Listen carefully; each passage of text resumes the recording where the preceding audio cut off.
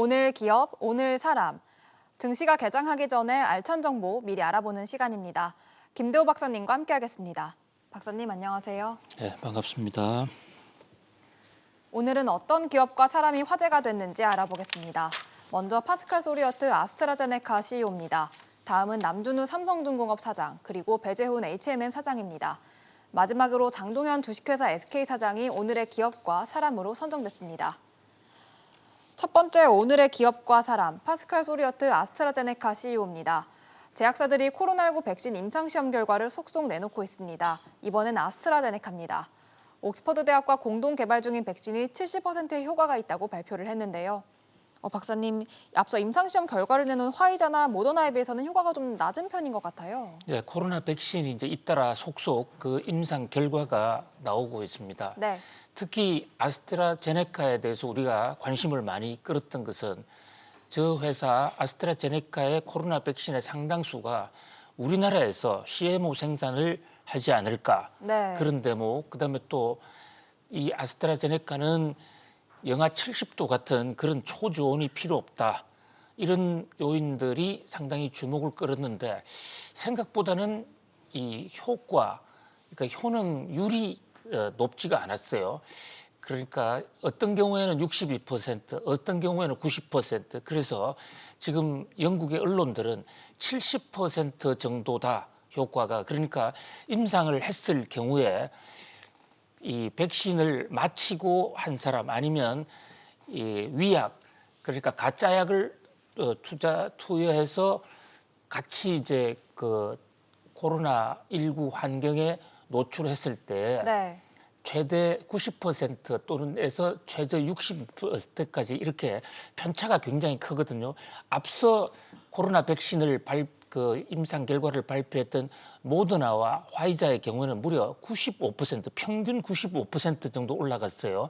그에 비해서는 조금 약했다. 근데 그런 탓인지는 몰라도 아스트라제네카가 상당히 그동안에 고대했던 코로나 백신을 효능을 발표했습니다마는 영국 증시에서 주가는 오히려 크게 떨어지는 약 그 주가가 3% 이상 크게 폭락하는 그런 양상을 보이기도 했습니다. 네, 어쨌든 이 코로나19 백신의 속도가 붙은 점은 긍정적인 소식인 것 같긴 한데요.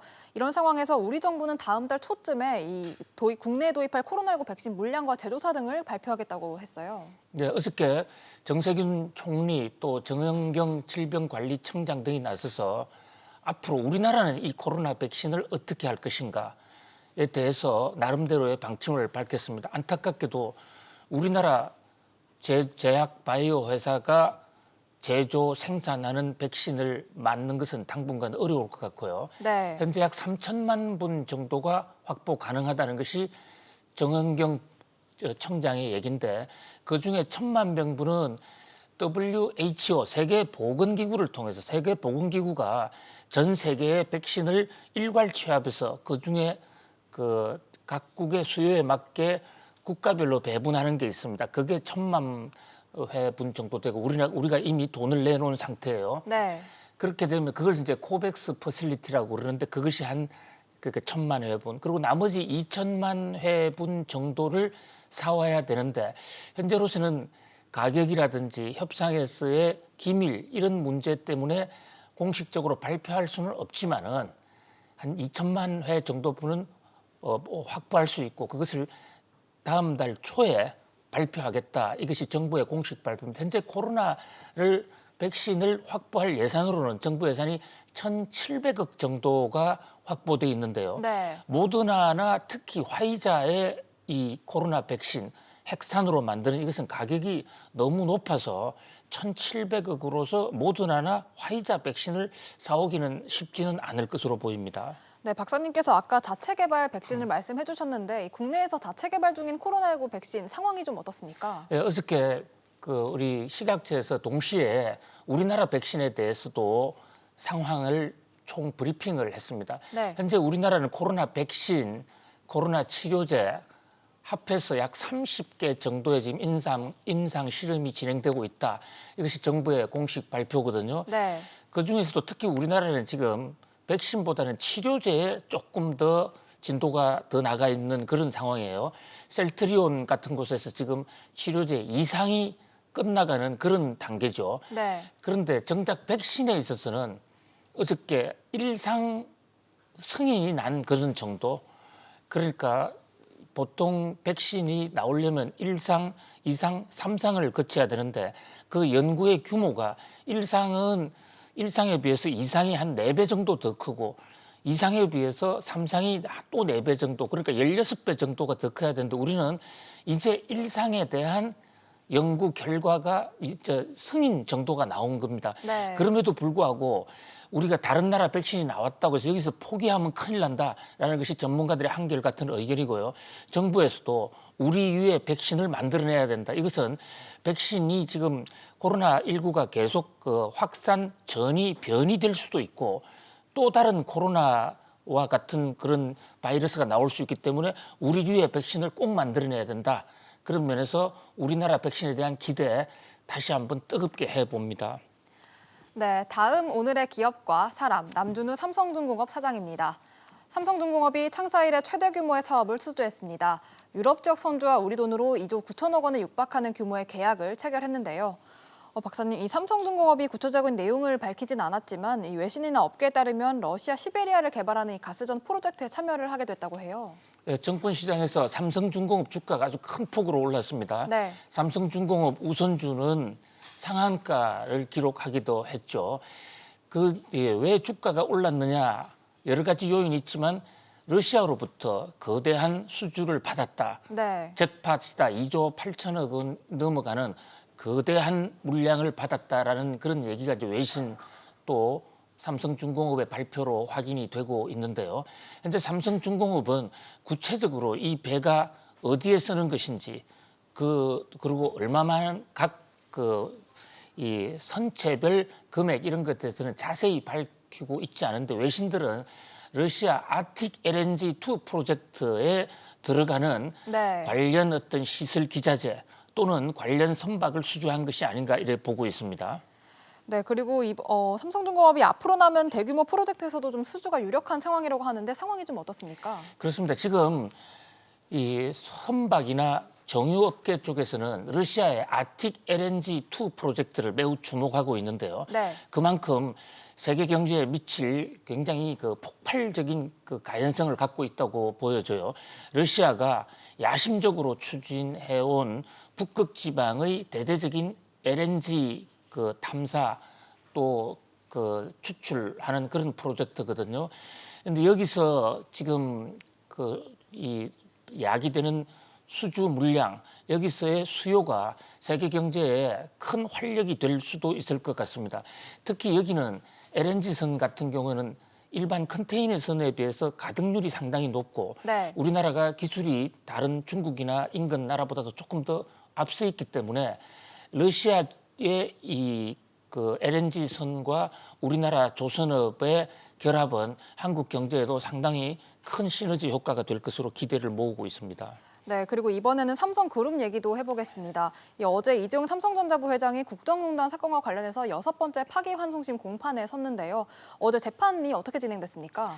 예, 지금 이재용 부회장에 대한 파기환송심 재판이 마지막을 향해서 달려가고 있거든요. 네. 어저께 이재용 부회장도 직접 참석한 자리에서 검사 측의 논고가 있었는데 박영수 특검 측에서 이재용 부회장을 향해서 상당히 날선 지적을 많이 했습니다. 네. 그러니까 핵심은 이 특검이 주장하는 논지의 핵심은 삼성이 결코 최순실이나 청와대 압력 때문에 수동적으로 뇌물을 준 것이 아니다. 아주 적극적으로 뇌물을 줬고 그를 통해서 경제적 이득을 취하려고 한 사실이 입증이 된다. 특히 이재용 부회장뿐만 아니라 이재용 부회장의 선대 그러니까 이건희 회장 시절 또 그 선대인 이병철 회장 시절의 구체적인 뇌물 액수와 당시의 재판 결과까지 특검이 적시를 해가면서 네. 삼성은 뇌물로서 그동안에 많은 이득을 받아왔고 그런 문화 속에서 또 뇌물을 줬다. 그래서 재판부를 향해서 결코 가벼운 처벌을 해서는 안 된다. 강력하게 처벌을 해달라. 이런 요구를 했거든요. 이미 지금 이 대법원에서 유죄 취지로 파기환송을 했기 때문에 유죄는 확실해 보이는데 과연 거기서 이재용 부회장의 형량이 어떻게 될 것인가. 그것이 이제 가장 변수로 보입니다. 네, 세 번째 오늘의 기업과 사람, 배재훈 H&M 사장입니다. 어제 코스피가 2년하고도 10달 만에 2,600선을 넘었습니다. 미국 대선 불확실성에 대한 해소와 코로나19 백신 개발 소식과 같은 호재가 외국인 매수세로 이어지는 모습을 보였는데요. 업종별로 보면 특히 해운업체들의 주가가 크게 올랐습니다. 박사님이 해운업계가 10년 넘게 이어지던 불황의 늪에서 드디어 좀 벗어나는 모습을 보이고 있어요. 네, 해운 산업은 지난 10여 년 동안 우리 경제의 큰 걱정거리였습니다. 네. 이른바 큰 해운 회사들이 잇따라 무너졌죠. 그 유명했던 한진해운, 현대상선 이런 데가 잇따라 무너지면서 해운 한국은 이제 끝나는 것이 아닌가라는 그런 우려를 자아낸 것뿐만 아니라 해운에서 오는 회사의 부실이 그 금융 부실로 이어져서 우리나라 경제 전반에 큰 주름이 되어 있고 또 그로 인한 이 대규모 인원 감축도 일자리에도 큰 부담을 주어왔거든요. 네. 그런데 어저께는 해운 주가가 활짝 폈습니다. 그야말로 해운의 경기가 다시 혹시 돌아온 것이 아닌가라는 그런 기대를 내는데 그 한 중앙에 HMM이라는 회사가 있습니다. 네. 이 HMM이라는 회사는 회사 이름이 워낙 알려지지 있지 않아서 다소 좀 우리 네, 낯설 수 있죠. 예, 시청자들 입장에 낯설 수가 있는데 사실 이 HMM이라는 회사는 과거에 정몽훈 회장이 주도하던 현정은 여사 등이 주도하던 현대상선의 성선을 현재 산업은행이 인수해 있는데 인수하면서 새로 이제 현대그룹의 지분이 하나도 없어졌거든요. 네. 그래서 현대의 냄새를 뺀다 해서 이름을 현대 마린 머찬트에서 HMM으로 쓰고 있습니다만은 재계에서나 증권시장에서는 여전히 현대상선이라는 이름으로 많이 알려져 있어요. 한진해운은 우리나라 해운의 양대 축이었던 한진해운은 도산을 해서 공중분해가 됐습니다. 네. 이제 하나 남은 대형 회사로서는 HMM인데 이 HMM이 주가도 크게 올랐고 최근에 여러 가지 각종 경제 지표, 영업 실적, 매출, 이익 이런 부분이 굉장히 지금 빠르게 향상이 되고 있어서 해운이 혹시 다시 한번 한국 경제의 효자가 될 수도 있지 않느냐는 그런 기대를 지금 낳고 있습니다. 네, 이렇게 실적이 오른 이유가 뭘까요? 네, 실적이 오른 가장 큰 이유는 이제 해운 경기가 세계 해운 경기가 다시 돌아오는 것이 아닌가라는 이런 기대인데요. 네, 특히 컨테이너 물류가 좀 해운업 실적을 이끌고 있다고 하는데 어떻습니까? 그렇습니다. 현대상선이 이제 컨테이너 물류 업무를 주업으로 하고 있지 않습니까? 네. 지금 코로나19 때문에 전 세계적인 물량이 좀 적어질 것이다라는 우려가 있었고 실제로 올 상반기까지만 하더라도 해운회사가 망할 수도 있다. 또 한 번 망할 수도 있다라는 그런 우려가 있었는데 다행히도 코로나19가 이제 어느 정도 한 고비를 넘으면서 그동안 1분기, 2분기 때 사지 못했던 또 물류가 마비되었던 거기에 대한 보복 수요라고 할까요? 네. 그동안에 사지 못했던 걸 한꺼번에 구매하는 바람에 지금 전 세계적으로 해운회사가 비단 우리나라뿐만 아니라 해운회사가 지금 폭발적으로 성장을 하고 있습니다. 거기다가 우리는 이미 한진해운이라는 회사가 하나 없어졌기 때문에 거기에 대한 반사이익까지도 지금 누리고 있고 근데 또 이 HMM의 배재훈 현재 CEO의 역량 측면에서 본다면 지금 해운회사들의 환경 오염에 대한 규제가 굉장히 심한데 네. 그 부분을 좀 선제적으로 잘 극복했다 이런 평가 여러 가지 어떤 호평가가 이어지고 있습니다. 네, 박사님 그런데 말씀해주신 것처럼 이 해운업에 대한 수요는 좀 늘었는데 이 미중 무역 분쟁 등의 영향으로 이 물류를 실을 수 있는 선봉이 줄어들면서 이 공급이 수요를 감당하지 못하고 있다 이런 얘기가 나오고 있는데 어떻습니까? 그렇습니다. 지금 이게 해운 경기가 완전히 회복된 거라고 보지 않는 그런 전문가들의 시각이 많아요. 네. 지금 반짝하고 있는데 이 반짝하는 이유 중에 하나가 미중 무역 전쟁이라든지 또 코로나19 때문에 전 세계 해운회사들이 선박량을 대폭 줄였습니다. 앞으로 불경기가 오겠다 해서 선박 발주도 하지 않고 지금 현재 전 세계 조선사에서 컨테이너선 만드는 곳이 신규 발주분이 하나도 없어요. 네. 그렇다 보니까 지금 배는 적은데 갑자기 운반하겠다는 수요 물량이 폭증해서 일시적으로 가격이 오르는 것이 아닌가. 운임이 많이 올라갔거든요. 그런데 지금 운임이 많이 오르다 보니까 수출업체에 상당히 큰 부담을 주고 그렇다 보면 다시 떨어질 수 있다. 그런 면에서 이번에 이 해운 경기 상승은 완전한 회복이라기보다는 현재로서는 일시적 회복에다가 간보기 정도다. 특히 지금 그 정표의 하나로서 만약에 이렇게 해운의 물량이 늘어나려면 해운회사들이 선복량을 다시 늘리는 그런 움직임이 포착이 돼야 되는데 네. 전 세계 어느 해운사도 지금 선복량 늘리는 데서는 별로 관심이 없고 컨테이너선의 신규 발주도 없다. 이런 것으로 볼 때 앞으로 과연 이 컨테이너선의 운임 상승이 올해 과연 갈 수 있을까? 거기다가 최근에 지금 코로나19의 확산세가 미국이나 유럽에 상당히 폭발적으로 늘어나고 있지 않습니까? 네. 그 효과가 혹시 내년 초에 다시 오는 것이 아닌가라는 그런 불안한 전망도 없지는 않습니다. 네, 마지막 오늘의 기업과 사람, 장동현 주식회사 SK 사장입니다.